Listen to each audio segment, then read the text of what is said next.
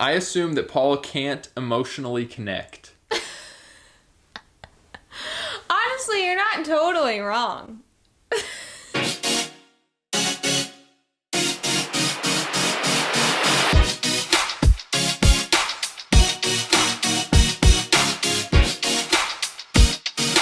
What's up, guys? How you doing? I'm Paul. I'm Morgan. In today's video, we're doing an assumptions about us. These are often fun. I mean, especially like, yes, there's the lighthearted fun ones, but then sometimes they get a little deeper and it causes us to like... Be like, what? You assume that about us?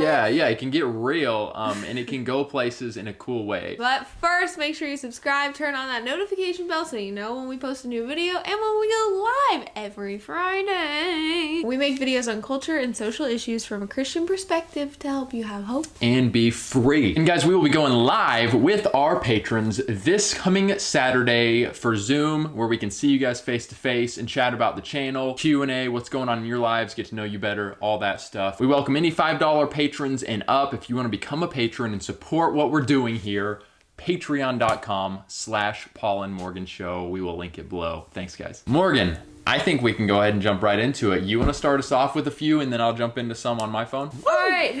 First assumption. I assume you both came from rich families. Do we give off a countenance of wealth? I grew up lower middle class, I would say, for a while. My parents struggled financially for a long time. Now I would say they are upper middle class. My dad... You guys really had to open up these old wounds. Stop. Just kidding. Just kidding. It's a blessing, man. I mean... Listen, my entire life I got everything I needed and more. And more. Our Christmases were blessed. We did a ton of fun stuff growing up, but as I got older, I began to recognize, like, financially, my parents were really struggling. In 2008, during that whole issue, we did get kicked out of our house. We definitely experienced hard times. You felt both, being blessed and struggling, but her dad is a dedicated worker, and I admire him. Seriously, one of the hardest workers ever, and would do anything for his family. So shout out to my dad. Love you. Yeah, and we grew up and we were really frugal. Money was tight when we were younger, and then my dad did really well at a sales job, and we ended up being really blessed financially, but we were frugal throughout. So that frugality has really stuck with me, and it bothers Morgan sometimes. It's good though, baby. It's good. I assume Paul is a bit narcissistic. He takes way too many selfies. We had to go there. I haven't been accused of narcissism on this channel since our last assumptions video, actually. I feel like... I haven't kissed my bicep in at least 2 months. You said bicep. Bicep. Yes, that's true. You have not kissed your bicep in a while. Woo! Okay, failed. I feel like any guy who is attractive, who is like outgoing, okay, goofy, go on, jokes about kissing his bicep, it's just like immediately assumed like you're full of yourself. You're a narcissist. Do you think I'm narcissistic? No, literally no. All right, that's good enough for me. Next question. I assume Paul had 3 girlfriends before Morgan. Okay, that is absolutely ridiculous. More like 2,700. 3 girlfriends. You really only had like 1 serious girlfriend. I did go, I took a lot of girls out as I was in search for my wife. As far as girls that I actually called a girlfriend, not too many. I may only have had 1 of those, and then we didn't end up getting married. Obviously. Right, because Morgan was my, yeah. Okay. I assume you do not have any friends who are a part of the LGBTQ community, any friends who are fat, liberal, or atheists. Unreal. What in the... Unreal. We have, okay, I'm not gonna like just go into each category. We have friends from every one of those from all walks of life, and it's so, I mean, it's a blessing. That's what living in this world, it's a blessing to be able to rub shoulders and go deep and minister. And sometimes in your love and ministry, you get a stiff arm and you get rejected because sometimes just that person knowing you believe the Bible is enough for them to be like, I just don't want anything to do with you. But a lot of times there actually is blessed friendships, even if you are LGBTQ or even if you are an atheist. I love those people. Yes, we have friends from those communities. One of my favorite things about when I, several years back, was working in the restaurant industry as a server, I loved being around people that were, I mean, I guess what you'd call like in the world, non-believers. And they were, I mean, all ranging down the spectrum. And that was a huge blessing for me. I got to pray that God would open up opportunities. Huge blessing for me. I assume you sometimes wish your life was 100% private again and you didn't have to post online. Whoa. I'll speak for myself and Paul can speak for himself. Yes. If that were to happen though, and then like we were completely offline for a year, what do you think you'd feel like after that? Free? I think you would be kind of like, I want to have a little bit of a platform again online. I think you'd miss it. I don't know. Maybe just like one platform. It's hard to balance a lot of platforms, and there's so many voices coming from so many different directions, and that like if my future self or my present self went to the past and told my past self, hey, you're gonna start this YouTube channel and here's everything that's gonna happen, like I would probably have been like, I'm not doing it. It's been a true roller coaster. And it's been easier for me because for whatever reason, it fits. It's kind of my sweet spot. And it is for Morgan at times, but it's more challenging for her as well. The hard times hit her harder than they do me. Which I've put a lot of things in my life to help me grow from those things and cope with those things and not let those things faze me at all. So I've come a long way, and like I know how to deal with it when I didn't know like a few years back. So obviously, yes, there are hard things, but there are hard things with every job. There are hard things with everything you do in your life. You just have to decide, like, are you willing to put up with the hard things for the good things? And sometimes I ask myself, am I? Right now, I'd say that I'm at a place where like I have to just remind myself the good things that have come from this. Like I've met some of my closest, dearest friends through YouTube that I would not have met without this channel, and getting to just talk to you guys and encourage you all in private messages and meet you all in person, like it's cool. So, and I for one really appreciate being able to have a voice online. Yeah, he does.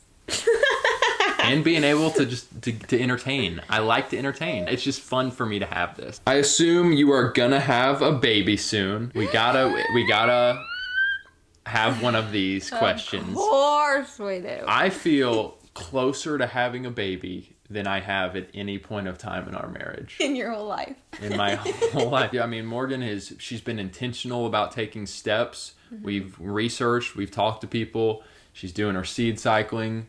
She's progesteroning. Progesterone. So that's good. Progesterone. She's ovulating.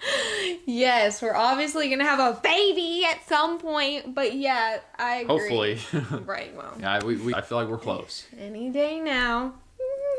So just keep an eye on the channel, guys. To go along with that, someone said, I assume that you guys want to have twins, one boy and one girl. Now it's funny because we were literally talking about that. Like, I would not be mad at all. I know that twins are incredibly hard to do, like 2 babies at once, oh my goodness.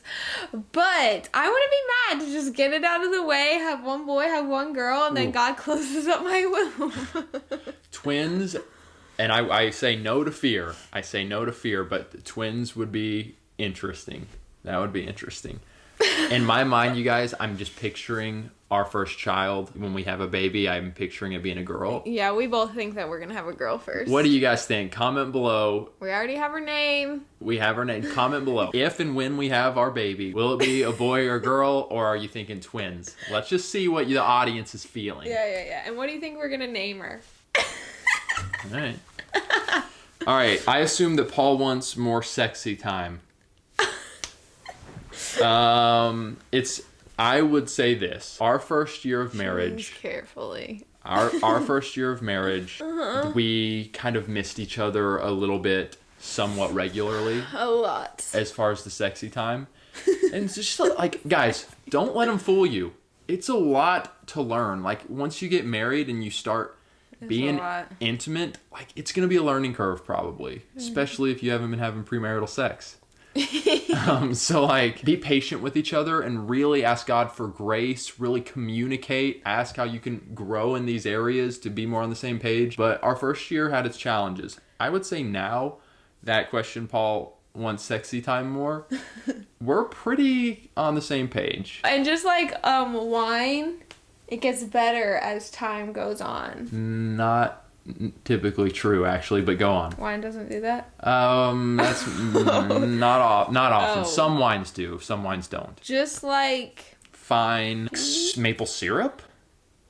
something that gets better with time, sex, also gets better with time. Sure, there are going to be some times when I'm maybe more in the mood and for whatever reason, but I stand by it. More or less, we are pretty on the same page. That Morgan really loves babies, but Paul can't stand them? Oh my. Do I give off those vibes? Guys, I really like interacting and hanging out with kids. Babies is a little bit more of a challenge for me, but it's just because it's like I haven't spent a lot of time around babies. I'm just not super comfortable, but I need to grow in that area. If any of you guys live in Lexington and you have a baby that you want to let us babysit once or twice for Paul to watch, don't worry, I'll supervise. But I reject this hypothesis that Paul can't stand them.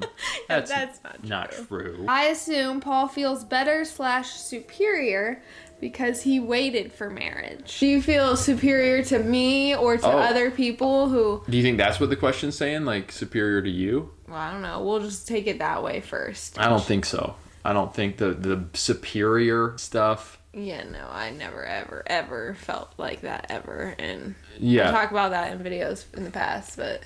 Yeah, and if you guys want to hear, like, are really interested and want to hear us talk more on myself being a virgin, Morgan not being a virgin, and just the kind of thought processes, how that affected our dating, we made 2 videos on it, one from my perspective, one from Morgan's, and we can link those below. But yeah, They're good videos. They're good videos. But no, I didn't feel that way. Like, I was grateful that I waited, and I praised the Lord for that. And I was too. I handle that with humility. I assume Squishy likes Morgan more. That is correct.